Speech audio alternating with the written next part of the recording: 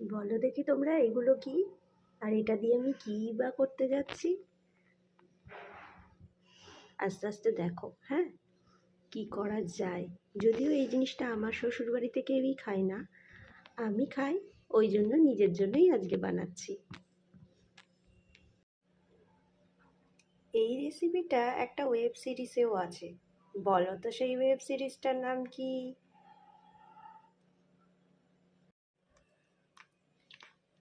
বাটাবাটি complete. এবার হবে কড়াইয়ে এটাকে ছুঁকে নেওয়া। সর্ষের তেল দিয়ে যা করে করা হবে না,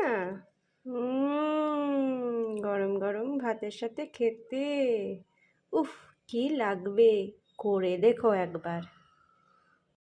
কড়াইয়ে কাঁচা লঙ্কা, কালো জিরে, সর্ষের তেলে ফোড়ন দিয়ে এবার আমরা ওই বাটাটা ঢেলে দেবো।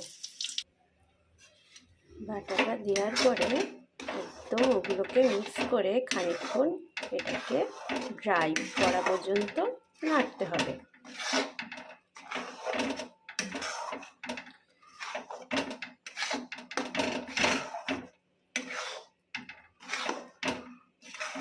আস্তে আস্তে এর কালারটা একটু চেঞ্জ হয়ে যাবে, একদম যেটা সাদা ছিল সেটা একটু হালকা বাদামি বাদামি হতে থাকবে।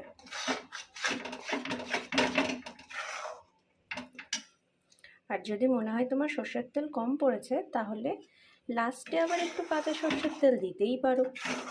অবশ্য সেটা নাকেও দারুণ লাগবে, মুখেও দারুণ লাগবে।